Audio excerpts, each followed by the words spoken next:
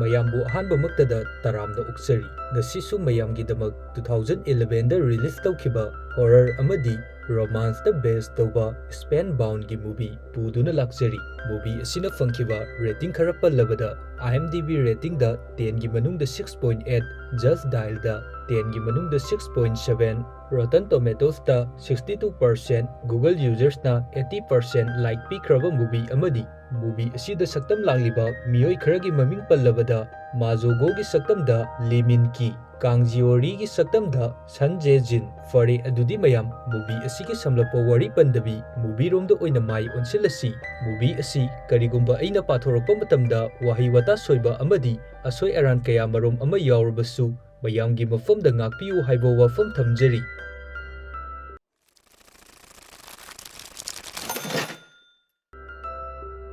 Movie ꯑꯁꯤꯅ ꯍꯧꯔꯛꯄꯗ ꯑꯩꯈꯣꯏꯅ ꯃꯦꯖꯤꯛ ꯇꯧꯕ ꯅꯨꯄꯥ ꯑꯃꯕꯨ ꯎꯕ ꯐꯪꯏ꯫ ꯃꯍꯥꯛꯀꯤ ꯃꯃꯤꯡ ꯃꯥꯖꯣ ꯀꯧꯏ꯫ ꯃꯥꯖꯣꯅ ꯍꯧꯖꯤꯛ ꯂꯝꯕꯤꯒꯤ ꯃꯇꯥꯏ ꯑꯃꯗ ꯃꯥꯒꯤ ꯃꯔꯨꯞ ꯈꯔꯒ ꯇꯧꯗꯨꯅ ꯃꯤꯌꯥꯝꯗ ꯃꯦꯖꯤꯛ ꯎꯠꯇꯨꯅ ꯂꯩꯔꯤꯕꯅꯤ꯫ ꯑꯗꯨꯕꯨ ꯃꯐꯝ ꯑꯁꯤꯗ ꯌꯦꯡꯂꯤꯕ ꯃꯤꯌꯥꯝꯁꯤꯡ ꯑꯁꯤꯅꯗꯤ ꯃꯥꯖꯣꯅ ꯎꯠꯂꯤꯕ ꯃꯦꯖꯤꯛ ꯑꯁꯤꯗ ꯀꯥ ꯍꯦꯟꯅ ꯅꯨꯡꯉꯥꯏꯕ ꯍꯥꯏꯕꯗꯨꯗꯤ ꯑꯣꯏꯔꯝꯗꯦ꯫ ꯃꯔꯝꯗꯤ ꯍꯧꯖꯤꯛ ꯃꯥꯅ ꯎꯠꯂꯤꯕ ꯃꯦꯖꯤꯛ ꯑꯁꯤꯗꯤ ꯌꯥꯝꯅ ꯑꯔꯤꯕ ꯃꯤ ꯃꯌꯥꯝ ꯑꯃꯅꯁꯨ ꯇꯠꯇꯅ ꯇꯧꯗꯨꯅ ꯂꯩꯔꯕ ꯃꯦꯖꯤꯛ ꯉꯥꯛꯇ ꯑꯣꯏꯗꯨꯅ ꯂꯩꯔꯝꯃꯤ꯫ ꯑꯁꯨꯝꯅ ꯃꯥꯖꯣꯅ ꯃꯦꯖꯤꯛ ꯇꯧꯗꯨꯅ ꯂꯩꯔꯤꯉꯩ ꯃꯤ ꯃꯌꯥꯝ ꯑꯁꯤꯒꯤ ꯃꯔꯛꯇ ꯅꯨꯄꯤ ꯑꯃ ꯇꯨꯃꯤꯟꯅ ꯃꯊ꯭ꯋꯥꯏ ꯏꯅꯨꯡ ꯅꯨꯡꯉꯥꯏꯇꯕꯤ ꯂꯦꯞꯇꯨꯅ ꯃꯥꯖꯣꯗ ꯃꯨꯟꯅ ꯌꯦꯡꯗꯨꯅ ꯂꯩꯔꯤꯕ ꯑꯁꯤ ꯃꯥꯖꯣꯅꯁꯨ ꯎꯔꯝꯃꯤ꯫ ꯃꯦꯖꯤꯛ ꯑꯗꯨ ꯂꯣꯏꯔꯕ ꯃꯇꯨꯡꯗ ꯅꯨꯄꯤ ꯑꯗꯨ ꯃꯐꯝ ꯑꯁꯤꯗꯒꯤ ꯇꯨꯃꯤꯟꯅ ꯆꯠꯈꯤꯔꯝꯃꯤ꯫ ꯅꯨꯄꯤ ꯑꯁꯤꯅ ꯆꯠꯈ꯭ꯔꯤꯕ ꯃꯇꯨꯡ ꯑꯁꯤꯗ ꯃꯥꯖꯣꯁꯨ ꯅꯨꯄꯤ ꯑꯁꯤꯒꯤ ꯃꯇꯨꯡꯗ ꯑꯗꯨꯃꯛ ꯇꯞꯅ ꯏꯟꯅꯔꯛꯂꯝꯃꯤ꯫ ꯅꯨꯄꯤ ꯑꯁꯤꯁꯨ ꯑꯃꯝꯕ ꯃꯐꯝ ꯑꯃꯗ ꯑꯗꯨꯃꯛ ꯆꯠꯂꯝꯃꯤ꯫ ꯅꯨꯄꯤ ꯑꯁꯤ ꯈꯔ ꯆꯠꯂꯕ ꯃꯇꯨꯡꯗ ꯃꯥꯒꯤ ꯃꯇꯨꯡꯗ ꯀꯅꯥꯒꯨꯝꯕ ꯑꯃ ꯂꯥꯛꯂꯦ ꯍꯥꯏꯕꯒꯤ ꯁꯥꯃꯤꯟ ꯑꯁꯤ ꯐꯪꯕꯗꯒꯤ ꯃꯍꯥꯛ ꯀꯞꯕꯣꯔꯗ ꯑꯃꯒꯤ ꯃꯅꯥꯛꯇ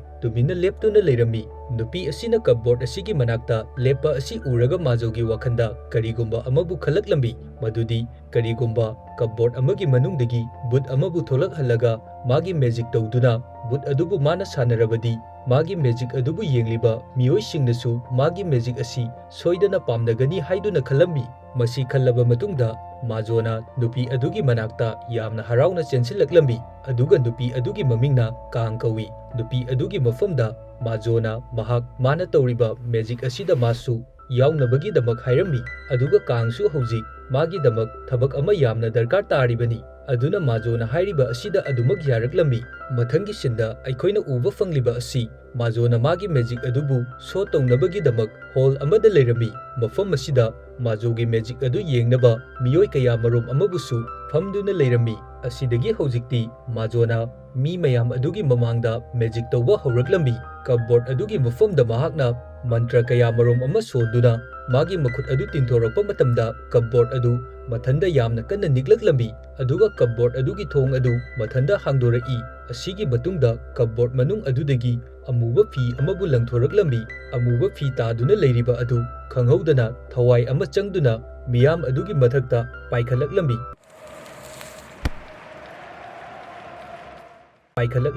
ꯃꯁꯤꯕꯨ ꯎꯕ ꯃꯇꯝꯗ ꯃꯦꯖꯤꯛ ꯌꯦꯡꯂꯤꯕ ꯃꯤꯌꯥꯝ ꯑꯗꯨꯗꯤ ꯑꯗꯨꯛꯀꯤ ꯃꯇꯤꯛ ꯌꯥꯝꯅ ꯀꯤꯔꯝꯃꯤ꯫ ꯑꯃꯨꯕ ꯐꯤꯅ ꯀꯨꯞꯁꯟꯗꯨꯅ ꯂꯩꯔꯤꯕ ꯊꯋꯥꯏ ꯑꯗꯨꯒꯤ ꯃꯐꯝꯗ ꯃꯥꯖꯣꯅ ꯍꯪꯉꯝꯃꯤ, "ꯅꯪꯅ ꯃꯐꯝ ꯑꯁꯤꯗ ꯀꯔꯤ ꯇꯧꯕꯒꯤ ꯂꯥꯛꯂꯤꯕꯅꯣ?" ꯍꯥꯏꯗꯨꯅ꯫ ꯊꯋꯥꯏ ꯑꯗꯨꯅ ꯍꯥꯏꯔꯛꯏ, "ꯑꯩ ꯑꯁꯤ ꯃꯐꯝ ꯑꯁꯤꯗ ꯂꯩꯔꯤꯕ ꯃꯌꯥꯝ ꯑꯁꯤꯒꯤ ꯃꯔꯛꯇꯒꯤ ꯃꯤꯑꯣꯏ ꯑꯃꯅ ꯑꯩꯕꯨ ꯌꯥꯝꯅ ꯇꯝꯊꯤꯅ ꯍꯥꯠꯈꯤꯕꯅꯤ꯫ ꯃꯔꯝ ꯑꯗꯨꯒꯤꯗꯃꯛ ꯑꯩ ꯃꯤꯑꯣꯏ ꯑꯗꯨꯒꯤ ꯃꯊꯛꯇ ꯂꯃꯟ ꯈꯨꯝꯅꯕꯒꯤꯗꯃꯛ ꯂꯥꯛꯂꯤꯕꯅꯤ" ꯍꯥꯏꯔꯝꯃꯤ꯫ ꯑꯁꯨꯝꯅ ꯇꯧꯔꯛꯄ ꯑꯁꯤꯗ ꯃꯦꯖꯤꯛ ꯌꯦꯡꯗꯨꯅ ꯂꯩꯔꯝꯂꯤꯕ ꯃꯤꯄꯨꯝ ꯈꯨꯗꯤꯡꯃꯛꯇꯤ ꯑꯗꯨꯛꯀꯤ ꯃꯇꯤꯛ ꯌꯥꯝꯅ ꯃꯤꯄꯥꯏꯕ ꯍꯥꯏꯕꯗꯨ ꯑꯣꯏꯔꯝꯃꯤ꯫ ꯃꯁꯤꯗꯒꯤ ꯊꯋꯥꯏ ꯑꯗꯨꯅ ꯃꯤ ꯃꯌꯥꯝ ꯃꯔꯛ ꯑꯗꯨꯗ ꯈꯨꯗꯣꯝꯕꯤ ꯊꯤꯜꯂꯛꯏ꯫ ꯈꯨꯗꯣꯝꯕꯤ ꯊꯤꯜꯂꯛꯂꯤꯕ ꯃꯐꯝ ꯑꯗꯨꯗ ꯅꯨꯄꯤ ꯑꯃꯕꯨ ꯐꯝꯗꯨꯅ ꯂꯩꯔꯝꯃꯤ꯫ ꯅꯨꯄꯤ ꯑꯗꯨꯗꯤ ꯑꯁꯨꯝꯅ ꯇꯧꯔꯛꯄ ꯑꯁꯤꯗ ꯑꯗꯨꯛꯀꯤ ꯃꯇꯤꯛ ꯌꯥꯝꯅ ꯄꯥꯈꯠꯄ ꯍꯥꯏꯕꯗꯨ ꯑꯣꯏꯔꯝꯃꯤ꯫ ꯃꯁꯤꯗꯒꯤ ꯊꯋꯥꯏ ꯑꯗꯨꯅ ꯃꯐꯝ ꯑꯁꯤꯗ ꯃꯦꯖꯤꯛ ꯌꯦꯡꯗꯨꯅ ꯂꯩꯔꯝꯂꯤꯕ ꯅꯨꯄꯤ ꯑꯗꯨ ꯇꯥꯟꯅꯗꯨꯅ ꯐꯥꯔꯝꯃꯤ꯫ ꯑꯗꯨꯒ ꯃꯐꯝ ꯑꯁꯤꯗꯒꯤ ꯊꯋꯥꯏ ꯑꯗꯨ ꯃꯐꯝ ꯈꯪꯗꯅ ꯃꯥꯡꯈꯤꯔꯝꯃꯤ꯫ ꯑꯁꯤꯒꯤ ꯃꯇꯨꯡꯗ ꯁ꯭ꯇꯦꯖ ꯃꯊꯛꯇ ꯊꯋꯥꯏ ꯑꯗꯨꯅ ꯐꯥꯈ꯭ꯔꯕ ꯅꯨꯄꯤ ꯑꯗꯨ ꯑꯃꯨꯕ ꯐꯤ ꯑꯗꯨꯅ ꯃꯊꯟꯗ ꯌꯥꯝꯅ ꯆꯦꯠꯅ ꯌꯦꯠꯁꯤꯟꯈꯤꯔꯝꯃꯤ꯫ ꯑꯁꯨꯝꯅ ꯇꯧꯔꯛꯄ ꯑꯁꯤꯗ ꯃꯥꯖꯣꯅꯁꯨ ꯃꯈꯨꯠꯇ ꯁꯤꯡꯖꯪ ꯑꯃ ꯄꯥꯏꯗꯨꯅ ꯆꯦꯟꯊꯣꯛꯂꯛꯂꯕ ꯃꯇꯨꯡꯗ ꯃꯟꯇ꯭ꯔ ꯁꯣꯟꯗꯨꯅ ꯅꯨꯄꯤ ꯑꯗꯨꯒꯤ ꯃꯐꯝꯗ ꯌꯥꯜꯂꯝꯃꯤ꯫ ꯃꯁꯤꯗꯒꯤ ꯑꯃꯨꯕ ꯐꯤꯅ ꯌꯦꯠꯁꯟꯗꯨꯅ ꯂꯩꯔꯝꯕ ꯑꯗꯨ ꯃꯈꯥꯗ ꯇꯥꯔꯛꯂꯝꯃꯤ꯫ ꯑꯗꯨꯒ ꯈꯪꯍꯧꯗꯅ ꯅꯨꯄꯤ ꯑꯗꯨ ꯀꯞꯕꯣꯔꯗ ꯃꯅꯨꯡ ꯑꯗꯨꯗ ꯆꯤꯡꯁꯤꯟꯈ꯭ꯔꯕ ꯃꯇꯨꯡꯗ ꯑꯃꯨꯕ ꯐꯤ ꯑꯗꯨ ꯂꯩꯃꯥꯏꯗ ꯇꯥꯗꯨꯅ ꯂꯩꯍꯧꯏ꯫ ꯃꯁꯤꯗꯒꯤ ꯍꯧꯖꯤꯛꯇꯤ ꯃꯥꯖꯣꯒꯤ ꯃꯤꯑꯣꯏ ꯀꯥꯡꯕꯨ ꯊꯣꯛꯂꯛꯇꯨꯅ ꯀꯞꯕꯣꯔꯗ ꯑꯗꯨꯕꯨ ꯑꯃꯨꯕ ꯐꯤ ꯑꯗꯨꯅ ꯈꯨꯝꯖꯤꯜꯂꯝꯃꯤ꯫ ꯑꯗꯨꯒ ꯑꯃꯨꯕ ꯐꯤ ꯑꯗꯨ ꯍꯥꯡꯗꯣꯔꯛꯄ ꯃꯇꯝꯗꯗꯤ ꯉꯁꯥꯏ ꯃꯦꯖꯤꯛ ꯌꯦꯡꯗꯨꯅ ꯂꯩꯔꯝꯕ ꯊꯋꯥꯏ ꯑꯗꯨꯅ ꯐꯥꯖꯤꯟꯈꯤꯕ ꯅꯨꯄꯤ ꯑꯗꯨ ꯃꯐꯝ ꯑꯗꯨꯗ ꯃꯁꯥ ꯑꯗꯨ ꯏꯆꯣꯛ ꯆꯣꯛꯊꯗꯨꯅ ꯂꯩꯔꯝꯃꯤ ꯑꯗꯨꯒ ꯃꯤꯌꯥꯝ ꯑꯗꯨꯗ ꯃꯥꯕꯨ ꯑꯃꯨꯛꯇ ꯀꯟꯕꯤꯌꯨ ꯍꯥꯏꯗꯨꯅ ꯍꯥꯏꯔꯛꯏ ꯑꯁꯨꯝꯅ ꯇꯧꯔꯤꯕ ꯃꯦꯖꯤꯛ ꯑꯁꯤ ꯎꯕ ꯃꯇꯝꯗ ꯃꯦꯖꯤꯛ ꯌꯦꯡꯂꯤꯕ ꯃꯤꯑꯣꯏꯁꯤꯡ ꯑꯗꯨꯗꯤ ꯑꯗꯨꯛꯀꯤ ꯃꯇꯤꯛ ꯌꯥꯝꯅ ꯅꯨꯡꯉꯥꯏꯕ ꯍꯥꯏꯕꯗꯨ ꯑꯣꯏꯔꯝꯃꯤ ꯑꯗꯨꯒ ꯍꯧꯖꯤꯛꯇꯤ ꯃꯥꯖꯣꯒꯤ ꯃꯦꯖꯤꯛ ꯑꯁꯤꯁꯨ ꯑꯗꯨꯛꯀꯤ ꯃꯇꯤꯛ ꯌꯥꯝꯅ ꯃꯤꯌꯥꯝꯅ ꯄꯥꯝꯅꯕ ꯍꯥꯏꯕꯗꯨ ꯑꯣꯏꯔꯝꯃꯤ ꯃꯦꯖꯤꯛ ꯑꯁꯤ ꯂꯣꯏꯔꯕ ꯃꯇꯨꯡꯗ ꯃꯐꯝ ꯑꯁꯤꯗ ꯂꯩꯔꯝꯕ ꯃꯤꯌꯥꯝꯁꯤꯡ ꯑꯗꯨꯁꯨ ꯂꯣꯏꯅ ꯍꯟꯅꯈ꯭ꯔꯦ ꯑꯗꯨꯒ ꯉꯁꯥꯏ ꯃꯦꯖꯤꯛ ꯑꯁꯤꯗ ꯕꯨꯠ ꯁꯥꯈꯤꯕ ꯅꯨꯄꯤ ꯑꯗꯨ ꯑꯇꯩ ꯀꯅꯥꯁꯨ ꯑꯣꯏꯔꯝꯗꯦ ꯀꯥꯡ ꯑꯣꯏꯗꯨꯅ ꯂꯩꯔꯝꯃꯤ ꯑꯗꯨꯒ ꯉꯁꯥꯏ ꯃꯦꯖꯤꯛ ꯌꯦꯡꯗꯨꯅ ꯂꯩꯔꯝꯕ ꯅꯨꯄꯤ ꯑꯗꯨꯁꯨ ꯃꯥꯖꯣ ꯍꯣꯏꯒꯤ ꯀꯥꯡꯕꯨꯒꯤ ꯃꯤꯑꯣꯏ ꯑꯣꯏꯔꯝꯃꯤ ꯉꯁꯥꯏꯗꯒꯤ ꯃꯦꯖꯤꯛ ꯑꯁꯤ ꯃꯄꯨꯡ ꯐꯥꯅꯕ ꯇꯧꯕ ꯃꯇꯝꯗ ꯃꯥꯖꯣꯒꯤ ꯃꯔꯨꯞ ꯀꯌꯥꯃꯔꯣꯝ ꯑꯃꯁꯨ ꯃꯇꯦꯡ ꯄꯥꯡꯗꯨꯅ ꯂꯩꯔꯤꯕꯅꯤ ꯑꯗꯨꯒ ꯃꯦꯖꯤꯛ ꯑꯁꯤꯒꯤ ꯔꯣꯜ ꯈꯨꯗꯤꯡꯃꯛ ꯃꯥꯖꯣꯅ ꯂꯣꯏꯅ ꯃꯈꯣꯏꯒꯤ ꯇꯤꯝ ꯑꯗꯨꯒꯤ ꯃꯐꯝꯗ ꯄꯤꯔꯤꯕ ꯑꯣꯏꯔꯝꯃꯤ ꯍꯧꯖꯤꯛ ꯃꯦꯖꯤꯛ ꯑꯁꯤ ꯂꯣꯏꯔꯕ ꯃꯇꯨꯡꯗ ꯀꯥꯡꯁꯨ ꯃꯐꯝ ꯑꯁꯤꯗꯒꯤ ꯆꯠꯈꯤꯅꯕꯒꯤꯗꯃꯛ ꯇꯧꯔꯛꯂꯝꯃꯤ ꯀꯥꯡꯒꯤ ꯃꯐꯝꯗ ꯃꯥꯖꯣꯅ ꯍꯥꯏꯔꯛꯏ ꯀꯔꯤꯒꯤꯅꯣ ꯅꯪꯅ ꯑꯗꯨꯛ ꯊꯨꯅ ꯌꯨꯝꯗ ꯍꯥꯟꯅ ꯆꯠꯅꯕ ꯍꯣꯠꯅꯔꯤꯕꯗꯤ ꯑꯩꯈꯣꯏ ꯈꯨꯗꯤꯡꯃꯛ ꯃꯦꯖꯤꯛ ꯑꯁꯤꯒꯤ ꯇꯤꯝ ꯉꯥꯛꯇꯅꯤ ꯃꯔꯝ ꯑꯗꯨꯅ ꯑꯩꯈꯣꯏ ꯄꯨꯟꯅ ꯃꯐꯝ ꯑꯁꯤꯗꯒꯤ ꯊꯣꯛꯃꯤꯟꯅꯈꯤꯁꯤ ꯍꯥꯏꯗꯨꯅ ꯍꯥꯏꯔꯝꯃꯤ ꯑꯗꯨꯕꯨ ꯀꯥꯡꯗꯤ ꯃꯥꯖꯣꯅ ꯍꯥꯏꯔꯤꯕ ꯑꯗꯨ ꯌꯥꯗꯕꯤꯗ ꯃꯥ ꯍꯥꯟꯅ ꯆꯠꯂꯝꯂꯒꯦ ꯍꯥꯏꯗꯨꯅ ꯑꯗꯨꯃꯛ ꯌꯥꯝꯅ ꯊꯨꯅ ꯃꯌꯨꯝꯗ ꯆꯠꯈꯤꯔꯝꯃꯤ ꯑꯁꯤꯒꯤ ꯃꯇꯨꯡꯗ ꯑꯩꯈꯣꯏꯅ ꯎꯕ ꯐꯪꯂꯤꯕ ꯑꯁꯤ ꯀꯥꯡ ꯑꯁꯤ ꯃꯌꯨꯝꯗ ꯃꯊꯟꯗ ꯐꯝꯗꯨꯅ ꯂꯩꯔꯝꯃꯤ ꯑꯗꯨꯒ ꯐꯣꯟꯗꯁꯨ ꯃꯃꯥꯒ ꯋꯥꯔꯤ ꯁꯥꯟꯅꯗꯨꯅ ꯂꯩꯔꯝꯃꯤ ꯑꯗꯨꯕꯨ ꯃꯃꯥꯗꯤ ꯃꯥꯒꯤ ꯃꯅꯥꯛꯇ ꯂꯥꯛꯂꯔꯣꯏ ꯍꯥꯏꯗꯨꯅ ꯍꯥꯏꯔꯛꯏ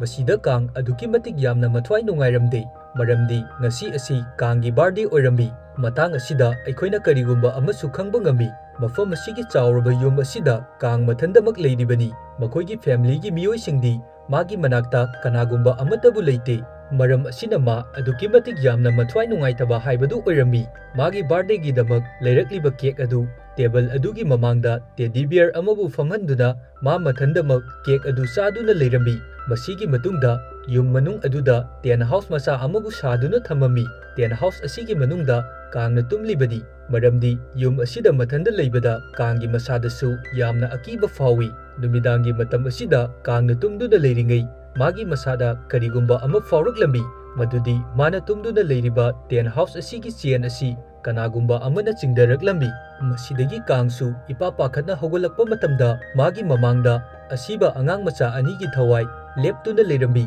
ꯃꯁꯤꯗ ꯀꯥꯡ ꯑꯗꯨꯛꯀꯤ ꯃꯇꯤꯛ ꯌꯥꯝꯅ ꯑꯀꯤꯕ ꯍꯥꯏꯕꯗꯨ ꯑꯣꯏꯔꯝꯃꯤ ꯃꯁꯤꯗꯒꯤ ꯁꯤꯟ ꯑꯁꯤ ꯀꯠ ꯇꯧꯗꯨꯅ ꯀꯥꯡ ꯑꯁꯤ ꯂꯝꯕꯤꯒꯤ ꯃꯇꯥꯏ ꯑꯃꯗ ꯂꯦꯞꯇꯨꯅ ꯂꯩꯔꯝꯃꯤ ꯃꯥꯅ ꯍꯧꯖꯤꯛ ꯂꯩꯔꯤꯕ ꯃꯐꯝ ꯑꯁꯤ ꯑꯉꯥꯡ ꯑꯅꯤ ꯑꯗꯨꯒꯤ ꯊꯋꯥꯏꯅ ꯁꯤꯔꯤꯕ ꯃꯐꯝ ꯑꯗꯨꯗꯅꯤ ꯃꯐꯝ ꯑꯁꯤꯗ ꯄꯨꯂꯤꯁꯀꯤ ꯃꯐꯝꯗ ꯀꯥꯡꯅꯁꯨ ꯀꯣꯜ ꯇꯧꯔꯝꯃꯤ ꯑꯗꯨꯒ ꯄꯨꯂꯤꯁꯀꯤ ꯃꯐꯝꯗ ꯍꯥꯏꯔꯝꯃꯤ ꯃꯐꯝ ꯑꯁꯤꯗ ꯌꯨ ꯌꯥꯝꯅ ꯉꯥꯎꯕ ꯅꯨꯄꯥ ꯑꯃꯅ ꯒꯥꯔꯤ ꯀꯟꯅ ꯊꯧꯔꯛꯄꯗꯒꯤ ꯃꯐꯝ ꯑꯁꯤꯗ ꯑꯉꯥꯡ ꯑꯅꯤꯕꯨ ꯒꯥꯔꯤꯅ ꯊꯣꯝꯂꯦ ꯍꯥꯏꯗꯨꯅ ꯄꯥꯎ ꯄꯤꯔꯝꯃꯤ ꯑꯁꯨꯝꯅ ꯀꯥꯡꯅ ꯍꯥꯏꯔꯤꯕꯒꯤ ꯃꯔꯝꯗꯤ ꯑꯉꯥꯡ ꯑꯅꯤ ꯑꯗꯨꯅ ꯀꯥꯡꯒꯤ ꯃꯐꯝꯗ ꯄꯥꯎ ꯄꯨꯝꯕ ꯂꯣꯏꯅ ꯇꯝꯕꯒꯤꯅꯤ ꯃꯇꯥꯡ ꯑꯁꯤꯗ ꯑꯩꯈꯣꯏꯅ ꯀꯔꯤꯒꯨꯝꯕ ꯑꯃꯁꯨ ꯈꯪꯕ ꯉꯝꯃꯤ ꯀꯥꯡ ꯑꯁꯤ ꯑꯁꯤꯕ ꯊꯋꯥꯏꯁꯤꯡ ꯎꯕ ꯉꯝꯃꯤ ꯑꯗꯨꯒ ꯑꯁꯤꯕ ꯊꯋꯥꯏꯒꯁꯨ ꯋꯥꯔꯤ ꯁꯥꯟꯅꯕ ꯉꯝꯃꯤ ꯑꯉꯥꯡ ꯑꯅꯤ ꯑꯗꯨꯅ ꯃꯈꯣꯏꯒꯤ ꯃꯇꯦꯡ ꯄꯥꯡꯕꯤꯅꯕꯒꯤꯗꯃꯛ ꯀꯥꯡꯒꯤ ꯃꯐꯝꯗ ꯍꯥꯏꯕꯗꯒꯤ ꯀꯥꯡꯅ ꯊꯕꯛ ꯑꯁꯤ ꯄꯥꯡꯊꯣꯛꯂꯤꯕꯅꯤ ꯃꯊꯪꯒꯤ ꯁꯤꯟꯗ ꯑꯩꯈꯣꯏꯅ ꯎꯕ ꯐꯪꯂꯤꯕ ꯑꯁꯤ ꯃꯥꯖꯣꯒꯤ ꯃꯦꯖꯤꯛ ꯁꯣ ꯇꯧꯐꯝ ꯑꯗꯨꯗ ꯀꯥꯡꯁꯨ ꯐꯝꯗꯨꯅ ꯂꯩꯔꯝꯃꯤ ꯑꯗꯨꯒ ꯃꯥ ꯀꯔꯤꯒꯨꯝꯕ ꯈꯔꯕꯨ ꯆꯥꯗꯨꯅ ꯂꯩꯔꯝꯃꯤ ꯃꯥꯅ ꯑꯁꯨꯝꯅ ꯇꯧꯗꯨꯅ ꯂꯩꯔꯤꯕ ꯑꯁꯤꯗ ꯃꯥꯖꯣꯒꯤ ꯀꯥꯡꯕꯨ ꯑꯗꯨꯅꯁꯨ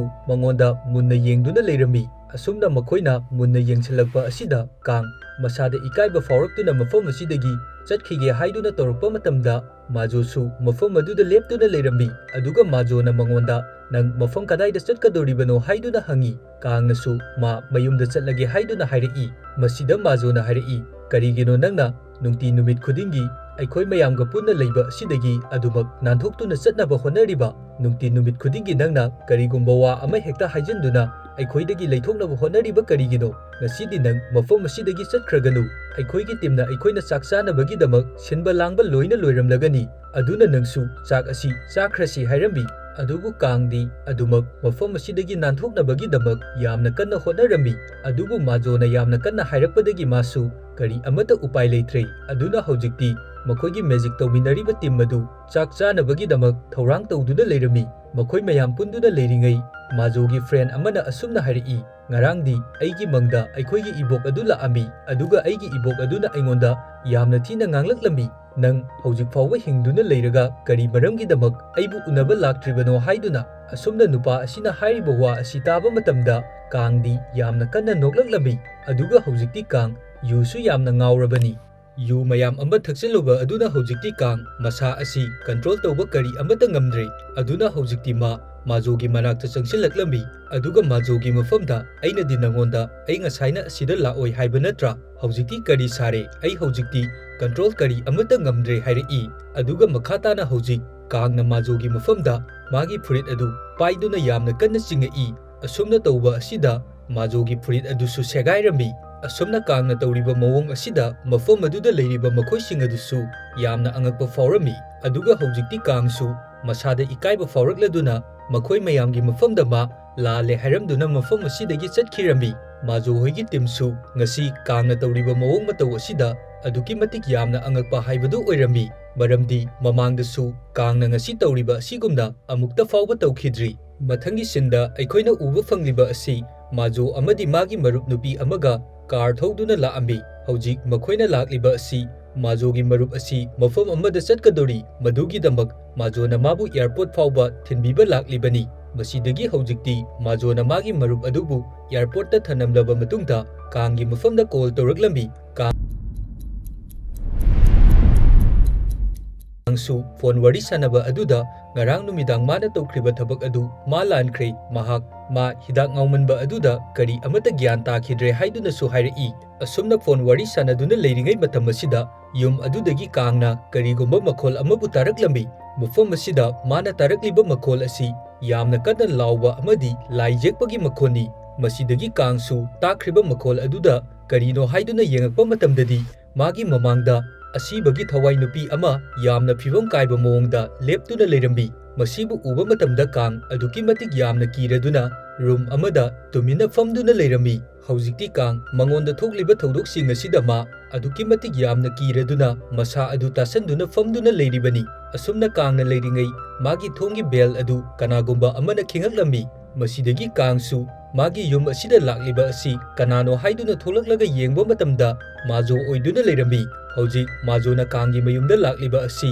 makhoi ani phone wari sanaringai matam aduda kangna yamna kana laukhiba adudagi karigumba ama tawramlani haiduna kangbu yengnabagi damak majona mafam asida laklibani majona kangi mayumda lakpa asida kangdi aduki matik yamna matha sarambi maramdi magi yum asida chananaba kari amata leite maram asida ma kari amata upai letraduna numit nini suraba magi birthday numita sijenakhiba cake adubu makhoi ani chanabagi dabak fajana semduna puthoraklambi cake adu majona uba matamdasu karigumba ama tawbagum tawrambi adubu ma kari amata haidabi makhoi ani wari ngaihak sanaraba matungda mayumda chatnabagi damak tawraklambi asumna majona mayumda chatnabagi damak tholakpa matamda kachil amada angang macha ama kuchu taifet taba makhai famduna leiramliba asi urambi masi uba matamda majo aduki matik yamna ngaklambi aduga kangi mafamda karino masigi angang asina mafam asida tawriba asidi adubu majogi mafamda kangna oidaba haijalambi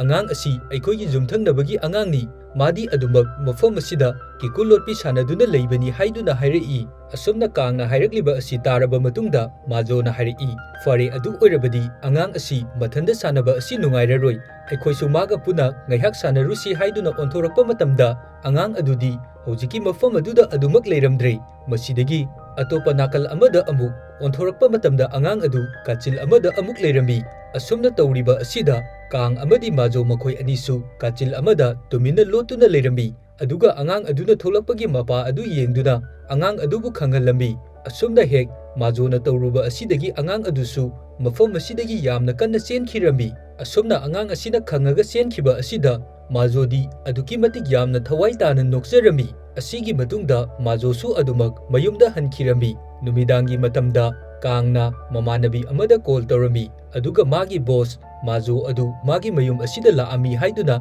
thokriba thodok khudimak mamanabi aduda loina pau tamami nakal amarumdana majo adu magi famung aduda tumduna leiribani majona tumduna leiringai asida magi famung aduda kanagumba ama kanduna koisen senkriba asi majona sukhangambi masidagi majona mikap tholokpa matamda ngasaigi kangi mayumda lehoba angang adu yamna kanna chenkriba adu mana urami masidagi hojikti kang aduki matik yamna kiraduna yum adugi mai adu loina thangalaklambi asumna mai adu thalakpa matamda angang adu matamna yamna kanna chensilai aduga angang adu mafam khangdana mangkhirami hojikti majo masa adu aduki matik yamna kirami ꯃꯁꯤꯗꯒꯤ ꯃꯥꯅ ꯑꯁꯨꯝ ꯑꯉꯥꯡ ꯑꯗꯨ ꯃꯐꯝ ꯀꯗꯥꯏꯗ ꯂꯩ ꯍꯥꯏꯗꯨꯅ ꯌꯦꯡꯂꯛꯄ ꯃꯇꯝꯗ ꯃꯤꯡꯁꯦꯜꯗ ꯃꯥꯒꯤ ꯃꯃꯤ ꯇꯥꯔꯤꯕ ꯑꯗꯨ ꯎꯔꯝꯃꯤ꯫ ꯃꯤꯡꯁꯦꯜ ꯑꯗꯨꯗ ꯃꯥꯅ ꯌꯦꯡꯕ ꯃꯇꯝꯗꯗꯤ ꯑꯉꯥꯡ ꯑꯗꯨ ꯃꯥꯒꯤ ꯃꯅꯒꯟꯗ ꯅꯞꯇꯨꯅ ꯂꯩꯔꯝꯃꯤ꯫ ꯑꯁꯨꯝꯅ ꯇꯧꯕ ꯑꯁꯤꯗ ꯃꯥꯖꯣꯗꯤ ꯑꯗꯨꯛꯀꯤ ꯃꯇꯤꯛ ꯌꯥꯝꯅ ꯑꯀꯤꯕ ꯍꯥꯏꯕꯗꯨ ꯑꯣꯏꯔꯝꯃꯤ꯫ ꯍꯧꯖꯤꯛꯇꯤ ꯃꯥꯖꯣ ꯌꯥꯝꯅ ꯀꯤꯅ ꯌꯨꯝ ꯑꯁꯤꯒꯤ ꯃꯄꯥꯟꯗ ꯀꯟꯅ ꯆꯦꯟꯊꯣꯔꯛꯏ꯫ ꯑꯗꯨꯒ ꯌꯨꯝ ꯑꯁꯤꯒꯤ ꯃꯄꯥꯟꯗ ꯑꯉꯥꯡ ꯑꯗꯨꯕꯨ ꯀꯦꯟꯈꯤꯅꯕ ꯍꯥꯏꯗꯨꯅ ꯀꯟꯅ ꯆꯣꯡꯗꯨꯅꯁꯨ ꯂꯩꯔꯝꯃꯤ꯫ ꯑꯁꯤꯒꯤ ꯃꯇꯨꯡꯗ ꯀꯥꯡꯒꯤ ꯃꯐꯝꯗ ꯃꯥꯖꯣꯅ ꯀꯣꯜ ꯇꯧꯔꯛꯂꯝꯃꯤ ꯑꯗꯨꯒ ꯍꯥꯏꯔꯝꯃꯤ, ꯅꯈꯣꯏꯒꯤ ꯌꯨꯝꯊꯪꯅꯕꯗ ꯂꯩꯕ ꯑꯉꯥꯡ ꯑꯗꯨ ꯑꯩꯒꯤ ꯌꯨꯝ ꯑꯁꯤꯗ ꯂꯩꯔꯦ, ꯃꯍꯥꯛ ꯑꯁꯤ ꯑꯩ ꯌꯥꯝꯅ ꯀꯤꯔꯦ ꯍꯥꯏꯗꯨꯅ꯫ ꯃꯁꯤꯗꯒꯤ ꯀꯥꯡꯁꯨ ꯌꯥꯝꯅ ꯊꯨꯅ ꯃꯥꯖꯣꯒꯤ ꯃꯌꯨꯝ ꯑꯗꯨꯗ ꯌꯨ ꯑꯃ ꯄꯨꯗꯨꯅ ꯂꯥꯛꯑꯝꯃꯤ ꯑꯗꯨꯒ ꯃꯥꯖꯣꯒꯤ ꯃꯐꯝꯗ ꯌꯨ ꯑꯗꯨ ꯍꯩꯗꯨꯅ ꯄꯤꯊꯛꯑꯝꯃꯤ꯫ ꯍꯧꯖꯤꯛ ꯃꯥꯖꯣꯗꯤ ꯑꯗꯨꯛꯀꯤ ꯃꯇꯤꯛ ꯌꯥꯝꯅ ꯀꯤꯈꯤꯕꯅ ꯃꯁꯥ ꯑꯗꯨ ꯊꯛ ꯅꯤꯛꯇꯨꯅ ꯂꯩꯔꯤꯕꯅꯤ꯫ ꯃꯇꯝ ꯑꯁꯤꯗ ꯀꯥꯡꯅ ꯃꯥꯖꯣꯒꯤ ꯃꯐꯝꯗ ꯍꯥꯏꯔꯛꯏ, ꯑꯩ ꯑꯁꯤ ꯑꯁꯤꯕꯒꯤ ꯊꯋꯥꯏ ꯎꯕ ꯐꯪꯏ, ꯑꯗꯨꯅ ꯑꯉꯥꯡ ꯑꯁꯤꯅ ꯑꯩꯈꯣꯏꯗ ꯀꯔꯤꯒꯨꯝꯕ ꯑꯃꯕꯨ ꯍꯥꯏꯅꯤꯡꯂꯤꯕꯅꯤ꯫ ꯃꯥꯅ ꯍꯧꯖꯤꯛ ꯑꯩꯈꯣꯏꯗꯒꯤ ꯃꯇꯦꯡ ꯑꯃ ꯄꯥꯡꯏ, ꯑꯗꯨꯅ ꯃꯥꯅ ꯄꯥꯝꯂꯤꯕ ꯑꯁꯤ ꯀꯔꯤꯅꯣ ꯍꯥꯏꯕ ꯑꯩꯈꯣꯏꯅ ꯈꯪꯗꯣꯛꯄ ꯃꯊꯧ ꯇꯥꯏ ꯍꯥꯏꯔꯝꯃꯤ꯫ ꯃꯁꯤꯗꯒꯤ ꯍꯧꯖꯤꯛ ꯑꯉꯥꯡ ꯑꯗꯨꯒꯤ ꯃꯅꯥꯛꯇ ꯑꯃꯨꯛ ꯌꯨꯝ ꯑꯗꯨꯒꯤ ꯃꯅꯨꯡꯗ ꯆꯪꯂꯛꯏ꯫ ꯌꯨꯝ ꯑꯁꯤꯒꯤ ꯃꯅꯨꯡꯗ ꯆꯪꯂꯛꯄ ꯃꯇꯝꯗ ꯑꯄꯤꯛꯄ ꯑꯉꯥꯡ ꯑꯗꯨ ꯑꯃꯨꯛ ꯍꯟꯅ ꯃꯥꯖꯣꯒꯤ ꯃꯅꯒꯟ ꯑꯗꯨꯗ ꯀꯥꯈꯠꯂꯛꯂꯝꯃꯤ꯫ ꯑꯁꯨꯝꯅ ꯇꯧꯔꯛꯄ ꯑꯁꯤꯗ ꯀꯥꯡꯅ ꯑꯉꯥꯡ ꯑꯗꯨꯒꯤ ꯃꯈꯨꯠꯇ ꯇꯞꯅ ꯄꯥꯏꯔꯝꯃꯤ꯫ ꯑꯉꯥꯡ ꯑꯗꯨꯒꯤ ꯃꯈꯨꯠꯇ ꯄꯥꯏꯔꯒ ꯀꯥꯡꯅ ꯃꯃꯤꯠ ꯑꯗꯨ ꯎꯏꯁꯟꯕ ꯃꯇꯝꯗ ꯑꯉꯥꯡ ꯑꯗꯨꯗ ꯊꯣꯛꯈ꯭ꯔꯤꯕ ꯀꯔꯤꯒꯨꯝꯕ ꯈꯔꯕꯨ ꯈꯪꯕ ꯉꯝꯃꯤ꯫ ꯃꯁꯤꯗꯒꯤ ꯃꯥꯖꯣ ꯑꯃꯗꯤ ꯀꯥꯡ ꯃꯈꯣꯏ ꯑꯅꯤ ꯀꯥꯡꯅ ꯎꯈ꯭ꯔꯤꯕ ꯃꯐꯝ ꯑꯗꯨꯗ ꯂꯥꯛꯑꯝꯃꯤ꯫ ꯍꯧꯖꯤꯛ ꯃꯐꯝ ꯑꯁꯤꯗ ꯒꯥꯔꯤ ꯑꯃ ꯑꯦꯛꯁꯤꯗꯦꯟ ꯊꯣꯛꯇꯨꯅ ꯃꯊꯛ ꯃꯈꯥ ꯑꯣꯟꯊꯣꯛꯇꯨꯅ ꯂꯩꯔꯝꯃꯤ꯫ ꯑꯗꯨꯒ ꯒꯥꯔꯤ ꯑꯁꯤꯒꯤ ꯃꯅꯨꯡꯗ ꯍꯧꯖꯤꯛꯀꯤ ꯑꯉꯥꯡ ꯃꯆꯥ ꯑꯗꯨꯒ ꯑꯉꯥꯡ ꯑꯗꯨꯒꯤ ꯃꯃꯥ ꯑꯗꯨꯒ ꯑꯦꯛꯁꯤꯗꯦꯟ ꯑꯗꯨꯗ ꯌꯥꯎꯗꯨꯅ ꯂꯩꯔꯝꯃꯤ꯫ ꯑꯗꯨꯕꯨ ꯑꯉꯥꯡ ꯑꯁꯤꯗꯤ ꯃꯐꯝ ꯑꯁꯤꯗ ꯑꯗꯨꯃꯛ ꯁꯤꯈ꯭ꯔꯦ, ꯑꯗꯨꯒ ꯑꯉꯥꯡ ꯑꯗꯨꯒꯤ ꯃꯃꯥ ꯑꯗꯨꯗꯤ ꯌꯥꯝꯅ ꯊꯤꯅ ꯁꯣꯛꯇꯨꯅ ꯃꯐꯝ ꯑꯁꯤꯗ ꯍꯧꯖꯤꯛ ꯐꯥꯎꯕ ꯍꯤꯡꯗꯨꯅ ꯂꯩꯔꯝꯃꯤ꯫ ꯃꯁꯤꯗꯒꯤ ꯌꯥꯝꯅ ꯊꯨꯅ ꯃꯥꯖꯣꯅ ꯃꯐꯝ ꯑꯁꯤꯗ ꯑꯦꯝꯕꯨꯂꯦꯟꯁ ꯀꯧꯔꯝꯃꯤ꯫ ꯅꯣꯡꯉꯥꯜꯂꯛꯂꯕ ꯃꯇꯝꯗ ꯑꯦꯝꯕꯨꯂꯦꯟꯁꯁꯨ ꯃꯐꯝ ꯑꯁꯤꯗ ꯌꯧꯔꯛꯇꯨꯅ ꯑꯁꯤꯕ ꯑꯉꯥꯡ ꯑꯗꯨꯒꯤ ꯍꯛꯆꯥꯡ ꯑꯃꯗꯤ ꯑꯁꯣꯛꯄ ꯃꯃꯥ ꯑꯗꯨ ꯑꯦꯝꯕꯨꯂꯦꯟꯁ ꯑꯗꯨꯗ ꯍꯥꯞꯇꯨꯅ ꯄꯨꯈꯤꯔꯝꯃꯤ꯫ ꯑꯁꯨꯝꯅ ꯇꯧꯕ ꯑꯁꯤꯗ ꯑꯉꯥꯡ ꯑꯗꯨꯅꯁꯨ ꯃꯥꯖꯣ ꯑꯃꯗꯤ ꯀꯥꯡꯒꯤ ꯃꯐꯝꯗ ꯌꯥꯝꯅ ꯊꯥꯒꯠꯄ ꯐꯣꯡꯗꯣꯛꯑꯝꯃꯤ, ꯑꯗꯨꯒ ꯑꯗꯨꯃꯛ ꯑꯉꯥꯡ ꯑꯁꯤ ꯃꯐꯝ ꯑꯁꯤꯗꯒꯤ ꯃꯥꯡꯈꯤꯔꯝꯃꯤ꯫ ꯑꯁꯤꯒꯤ ꯃꯇꯨꯡꯗ ꯀꯥꯡꯅ ꯃꯥꯖꯣ ꯑꯗꯨꯕꯨ ꯇꯨꯔꯦꯟ ꯑꯃꯒꯤ ꯃꯄꯥꯟꯗ ꯄꯨꯗꯨꯅ ꯂꯥꯛꯑꯝꯃꯤ ꯑꯗꯨꯒ ꯃꯥꯒꯤ ꯍꯧꯈ꯭ꯔꯕ ꯄꯨꯟꯁꯤꯒꯤ ꯋꯥꯔꯤ ꯃꯇꯦꯛ ꯑꯃꯕꯨ ꯂꯤꯕ ꯍꯧꯔꯛꯏ꯫ ꯃꯇꯝ ꯑꯁꯤꯗ ꯀꯥꯡꯅ ꯃꯥꯖꯣꯒꯤ ꯃꯐꯝꯗ ꯍꯥꯏꯔꯛꯏ, ꯑꯩ ꯑꯁꯤ ꯃꯇꯝ ꯈꯔꯒꯤ ꯃꯃꯥꯡꯗ ꯁꯤꯔꯨꯔꯕꯅꯤ, ꯍꯥꯏꯕꯗꯤ ꯑꯩ ꯑꯁꯤ ꯕꯁ ꯑꯦꯛꯁꯤꯗꯦꯟ ꯑꯃꯗ ꯃꯇꯝ ꯈꯔꯗꯤ ꯁꯣꯔ ꯍꯣꯟꯗꯕꯤ ꯑꯗꯨꯃꯛ ꯂꯩꯔꯨꯔꯕꯅꯤ꯫ ꯑꯩꯈꯣꯏꯒꯤ ꯁ꯭ꯀꯨꯜꯒꯤ ꯕꯁ ꯑꯗꯨ ꯇꯨꯔꯦꯟ ꯑꯁꯤꯗ ꯇꯥꯁꯤꯟꯈꯤꯕꯅꯤ꯫ ꯃꯇꯝ ꯑꯗꯨꯗ ꯑꯩꯈꯣꯏ ꯄꯨꯝꯅꯃꯛ ꯏꯁꯤꯡꯗ ꯂꯣꯏꯅ ꯇꯥꯗꯨꯅ ꯒ꯭ꯌꯥꯟ ꯃꯥꯡꯗꯨꯅ ꯂꯩꯈꯤ, ꯑꯗꯨꯒ ꯃꯤꯑꯣꯏꯀꯌꯥ ꯑꯃꯁꯨ ꯑꯦꯛꯁꯤꯗꯦꯟ ꯑꯗꯨꯗ ꯁꯤꯈꯤꯕꯅꯤ꯫ ꯒ꯭ꯌꯥꯟ ꯃꯥꯡꯗꯨꯅ ꯇꯥꯗꯨꯅ ꯂꯩꯔꯕ ꯑꯩ ꯑꯁꯤ ꯔꯦꯁꯀ꯭ꯌꯨ ꯇꯤꯝ ꯂꯥꯛꯇꯨꯅ ꯃꯇꯝ ꯆꯥꯅ ꯀꯟꯕꯤꯈꯤꯕꯅꯤ, ꯑꯗꯨꯒ ꯑꯩꯒꯤ ꯃꯔꯨꯞ ꯑꯗꯨꯗꯤ ꯑꯩꯒꯤ ꯅꯥꯀꯟꯗ ꯊꯋꯥꯏ ꯌꯥꯎꯗꯕꯤ ꯑꯗꯨꯃꯛ ꯇꯥꯗꯨꯅ ꯂꯩꯔꯝꯃꯤ꯫ ꯃꯁꯤꯒꯤ ꯃꯇꯨꯡꯗꯒꯤ ꯑꯩꯒꯤ ꯃꯤꯠꯇ ꯑꯩꯒꯤ ꯃꯔꯨꯞꯀꯤ ꯑꯁꯤꯕ ꯊꯋꯥꯏ ꯑꯗꯨ ꯑꯗꯨꯃꯛ ꯎꯕ ꯍꯧꯔꯛꯈꯤ, ꯑꯗꯨꯒ ꯑꯩꯅ ꯑꯇꯣꯞꯄ ꯑꯁꯤꯕꯒꯤ ꯊꯋꯥꯏ ꯀꯌꯥ ꯃꯔꯣꯝ ꯑꯃꯕꯨꯁꯨ ꯎꯕ ꯍꯧꯔꯛꯈꯤꯕꯅꯤ꯫ ꯃꯈꯣꯏꯅꯁꯨ ꯑꯩꯒꯤ ꯏꯅꯥꯛꯇ ꯂꯥꯛꯇꯨꯅ ꯃꯈꯣꯏꯒꯤ ꯃꯇꯦꯡ ꯄꯥꯡꯕꯤꯅꯕ ꯑꯗꯨꯃꯛ ꯍꯥꯏꯔꯛꯈꯤ꯫ ꯑꯁꯤꯒꯤ ꯃꯇꯨꯡꯗꯒꯤꯗꯤ ꯑꯩꯒꯤ ꯍꯣꯡꯂꯛꯂꯤꯕ ꯃꯑꯣꯡ ꯃꯇꯧ ꯑꯁꯤꯗ ꯀ꯭ꯂꯥꯁꯇ ꯑꯩꯒꯤ ꯏꯃꯥꯟꯅꯕꯤꯁꯤꯡꯅꯁꯨ ꯑꯩꯒ ꯂꯣꯏꯅꯕ ꯇꯤꯟꯅꯕ ꯑꯁꯤ ꯑꯗꯨꯃꯛ ꯇꯜꯂꯛꯈꯤ꯫ ꯃꯈꯣꯏ ꯑꯩꯒꯤ ꯏꯐꯝꯗꯒꯤ ꯑꯗꯨꯃꯛ ꯇꯞꯅ ꯂꯥꯞꯊꯣꯛꯈꯤꯕꯅꯤ, ꯑꯗꯨꯒ ꯌꯨꯝꯗꯁꯨ ꯑꯩꯒꯤ ꯏꯃꯥ ꯑꯃꯗꯤ ꯑꯩꯒꯤ ꯏꯅꯥꯎꯅꯨꯄꯤꯅ ꯐꯥꯎꯕ ꯑꯩꯒꯤ ꯃꯑꯣꯡ ꯃꯇꯧ ꯑꯁꯤꯗ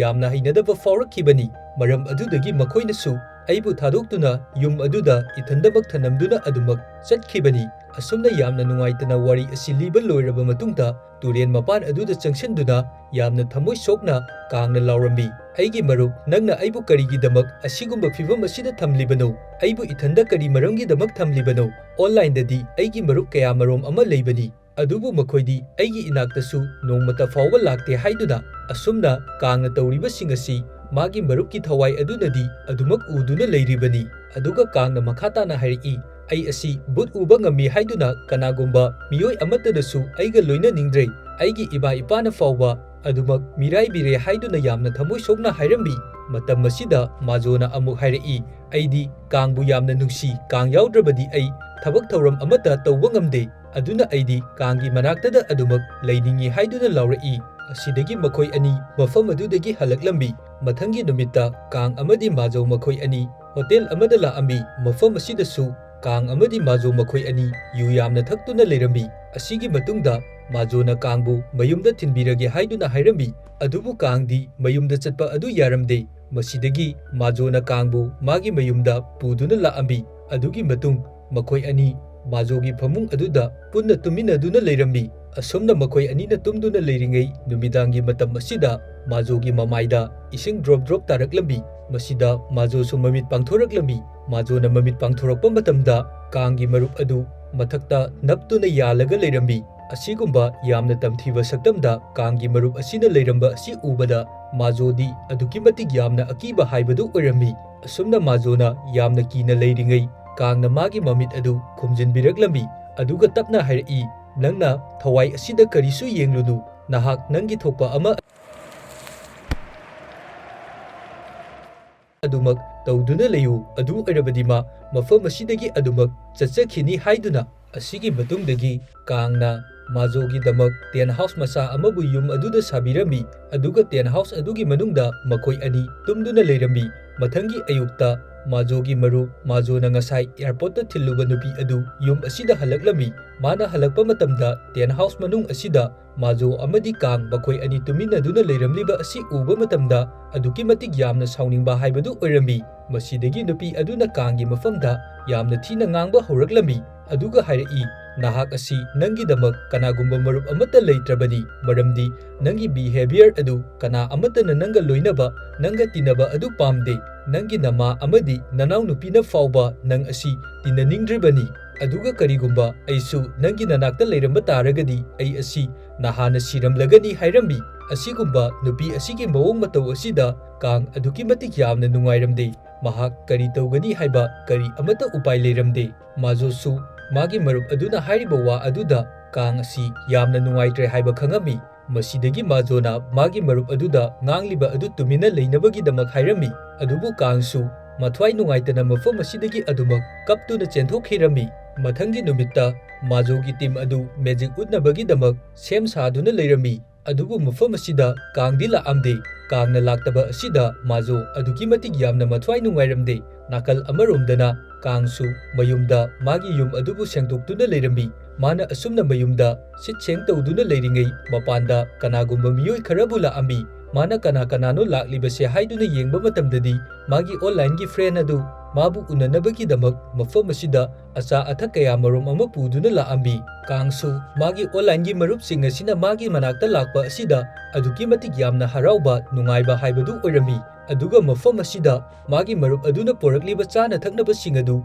chaminaduna yamna nungaina leirambi. Asumna makoina yamna nungaina leiringai Kanggi mafamda Majona call tawraklambi. Aduga Majona yamna nungaitana Kanggi mafamda hairi aina nangbu yamna miss tawi ai nanga wari sanaba pami nang aiga amukta unasi haiduna hairi. Majo amadi Kang makoi ani wari sanariba asida Kanggi marup aduna su manakong napsinduna wari adu taduna leirambi. Aduga Kanggi mafamda hairi nang maga unaruso haiduna masidagi numidangi matamda Majo su magi so adu tawduna leirambi. Aduga Kang su mafam asida laktuna Majogi so adubu yamna munna thawai tana yengjaduna leirambi. Mana adum so adu yenglingai matam aduda mi mayam ama leiriba adugi marakta magi marupki thawai adu leptuna leiriba adu urami. Aduga magi marupki thawai aduna mabu hatnabagi damak magi mamangda changsilakpa aduda Kang aduki matik yamna kiraduna maning handuna changlakpa matamda stage mathak aduda tusallambi. Aduga magi matungda Ashiba Thawai khut kaya marom amana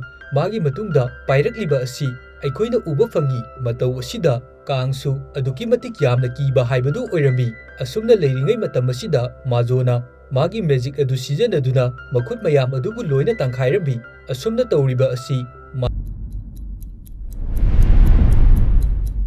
Majogi magic asigi khwaidagi akiba saruk ama oirami. Asigumba Majogi magic makhal asida yengliba miyam adunasu aduki matik yamna nungaiba harauba akiba pokpa haibadu oirami. Masidagi yengliba miyam aduna khubak khuduna Majobu yamna thagatnarami. Asigi matungda Kang amadi Majo makhoi ani wari sanaduna tholaklambi. Makhoi ani na tholakpa matamda Kangna Majogi mafamda hangambi. Nang aingonda walot kanu nang aingonda asengba adu hayu nang aiga punba asi yamna nungaitabra nangonda chaina kaya ama pibra nangonda khudongthiba kaya marom ama nanghalabra ai asi nangi nafamda yamna phattaba mi haibadu oibra haiduna Kangna hairiba sing adu taba loiraba matungda Majona hairi Kang nangna hairiba adu karino nangna khalliba wakhal adu pungon onare aidi nanga leiba asi yamna nungai aidi punsi chupa nanga adumak leiningi ꯑꯩꯒꯤ ꯅꯨꯡꯉꯥꯏꯕ ꯍꯥꯏꯕꯁꯤ ꯅꯪꯒꯤ ꯅꯅꯥꯛꯇ ꯑꯩꯅ ꯑꯗꯨꯃꯛ ꯂꯦꯡꯗꯕꯤ ꯂꯩꯕ ꯑꯁꯤ ꯑꯩꯒꯤ ꯈ꯭ꯋꯥꯏꯗꯒꯤ ꯅꯨꯡꯉꯥꯏꯕꯅꯤ꯫ ꯅꯪꯒ ꯂꯩꯕ ꯃꯇꯝꯗ ꯑꯩꯅ ꯈꯨꯗꯣꯡꯊꯤꯒꯅꯤ ꯍꯥꯏꯕꯒꯤ ꯑꯀꯤꯕ ꯀꯔꯤ ꯑꯃꯠꯇꯁꯨ ꯏꯁꯥꯗ ꯂꯩꯇꯦ꯫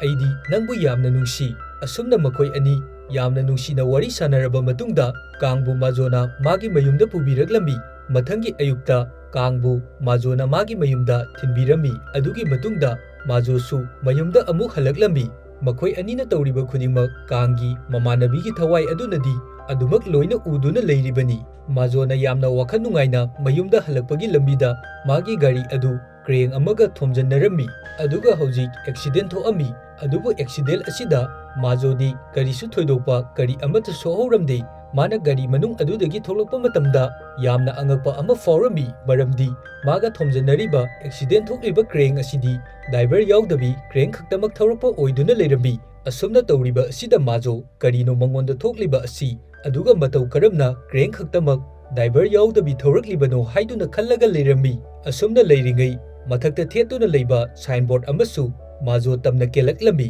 ꯅꯥꯀꯜ ꯑꯃꯔꯣꯝꯗꯅ ꯀꯥꯡꯗꯤ ꯃꯥꯒꯤ ꯌꯨꯝ ꯑꯗꯨꯗ ꯃꯥꯒꯤ ꯔꯨꯝꯁꯤꯡ ꯑꯗꯨ ꯁꯦꯡꯗꯣꯛꯇꯨꯅ ꯂꯩꯔꯝꯃꯤ꯫ ꯃꯥꯅ ꯑꯗꯨꯝ ꯔꯨꯝ ꯑꯗꯨ ꯁꯦꯡꯗꯣꯔꯛꯄ ꯃꯇꯝꯗ ꯂꯤꯛ ꯑꯃꯕꯨ ꯊꯦꯡꯅꯔꯝꯃꯤ꯫ ꯃꯐꯝ ꯑꯁꯤꯗ ꯃꯥꯅ ꯊꯦꯡꯅꯔꯤꯕ ꯂꯤꯛ ꯑꯁꯤ ꯃꯥꯒꯤ ꯃꯔꯨꯞ ꯂꯩꯈꯤꯗ꯭ꯔꯕ ꯑꯗꯨꯒꯤ ꯂꯤꯛꯅꯤ꯫ ꯂꯤꯛ ꯑꯗꯨ ꯄꯨꯗꯨꯅ ꯀꯥꯡꯅ ꯃꯥꯖꯣꯅ ꯃꯦꯖꯤꯛ ꯇꯧꯔꯤꯕ ꯍꯣꯜ ꯑꯗꯨꯒꯤ ꯃꯅꯨꯡꯗ ꯄꯨꯗꯨꯅ ꯂꯥꯛꯑꯝꯃꯤ꯫ ꯃꯥꯖꯣꯗꯤ ꯍꯧꯖꯤꯛ ꯃꯤꯌꯥꯝ ꯃꯃꯥꯡ ꯑꯗꯨꯗ ꯃꯦꯖꯤꯛ ꯁꯣ ꯇꯧꯗꯨꯅ ꯂꯩꯔꯝꯃꯤ꯫ ꯃꯥꯅ ꯃꯦꯖꯤꯛ ꯑꯗꯨ ꯇꯧꯔꯛꯄ ꯃꯇꯝꯗ ꯀ꯭ꯂꯣꯁꯦꯠ ꯃꯅꯨꯡ ꯑꯗꯨꯗꯒꯤ ꯑꯁꯤꯕꯒꯤ ꯊꯋꯥꯏ ꯌꯥꯎꯔꯕ ꯐꯤ ꯑꯃꯨꯕꯅ ꯀꯨꯞꯁꯤꯟꯕ ꯃꯤꯑꯣꯏ ꯑꯗꯨ ꯊꯣꯛꯂꯛꯂꯝꯃꯤ꯫ ꯃꯇꯝ ꯑꯁꯤꯗ ꯀꯥꯡꯗꯤ ꯌꯦꯡꯂꯤꯕ